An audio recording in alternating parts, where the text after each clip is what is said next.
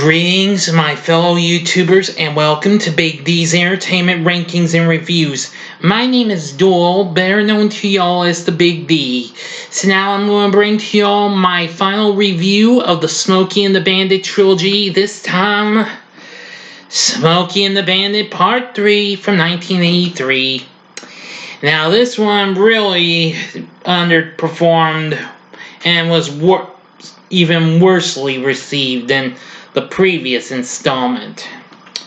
Anyway, Jackie Gleason, Jerry Reed, Paul Williams, Pat McCormick, and Mike Henry are all back.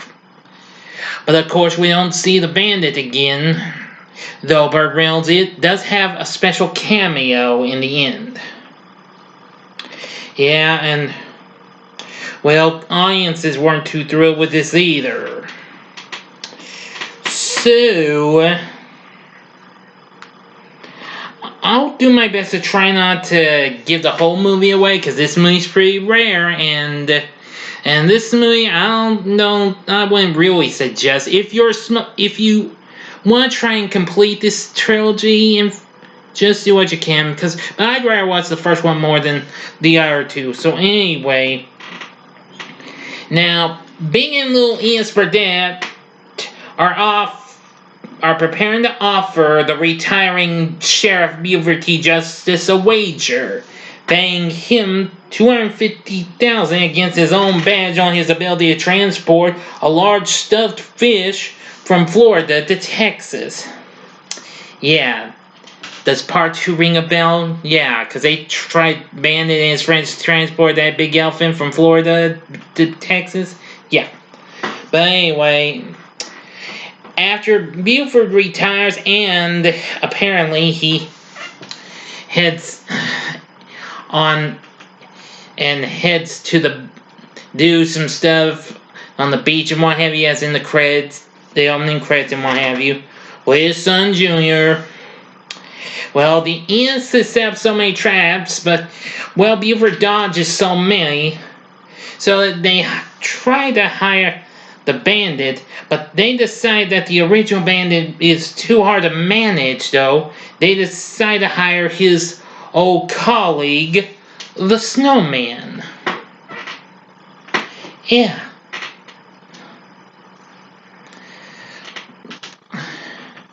Yeah. So the Snowman decides to act as the Bandit to do it. And so parks his big old rig and drives a new Pontiac Trans Am 1983 with a black and gold Trans Am.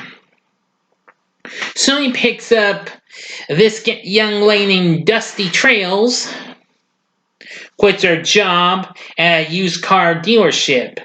She's played by Colleen Camp, and so they catch up with Beaver and steal the fish, so Beaver pursues them. But after so many attempts, they go from back and forth, taking the fish, stealing the fish, even with the Enos's help. Sorry, I'm about to watch a movie I haven't seen in some time, which I might review sometime. Anyway, and as before, Buford's car gets torn and everything. So apparently, let me see now. Well, everything turned out, and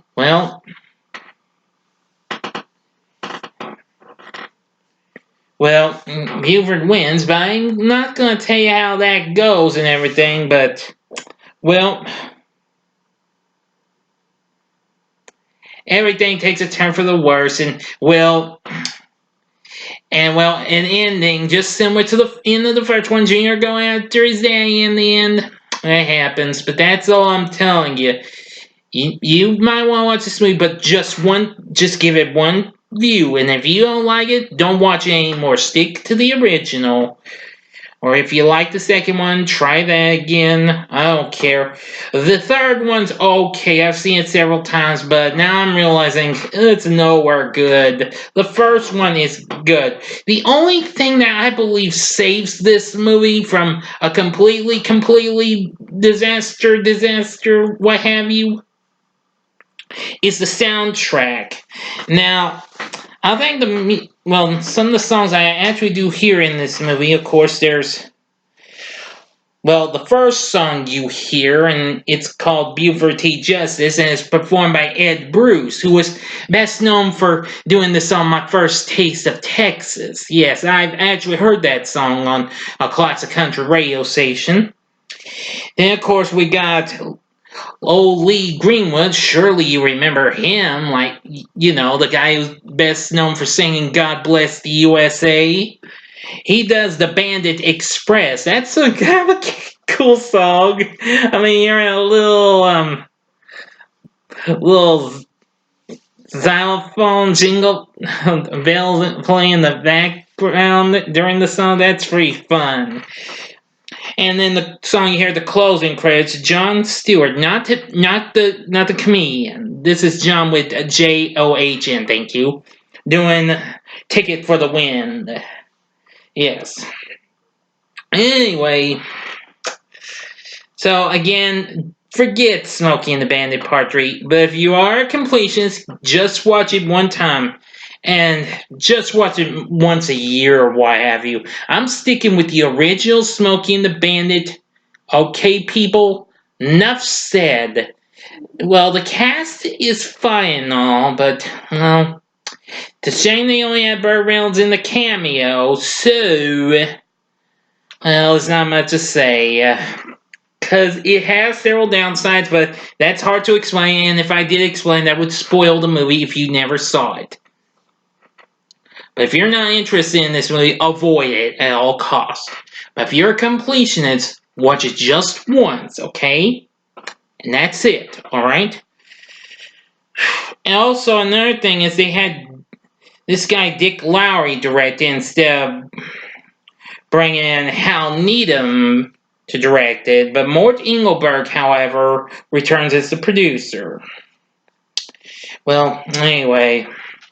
That's all I'm going to say. Another fun thing I will tell you about this is that this was actually to be called Smokey is the Bandit, as a matter of fact.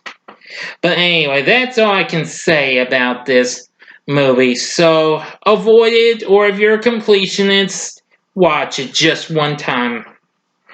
Again, I apologize for sounding like a broken record. And that's going to do it for my review.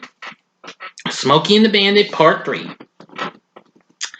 Anyway, let me know what you thought about it, like it or hate it in the comments section. Like and subscribe to my channel as well, and be a part of the Big D Nation.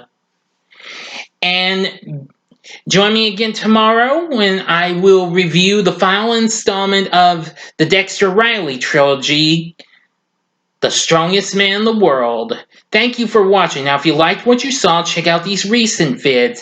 In the upper left-hand corner is my review of Smokey and the Bandit. In the upper right-hand corner is my recent review I did today of Smokey and the Bandit Part 2. But if you want to take a break from the movies, go to the bottom left-hand corner and see my recent ranking of my favorite songs from 2019. And the bottom right-hand corner is the button to go to my channel and to subscribe as well. Thank you again for watching. Until next time, I'm the Big D saying see ya.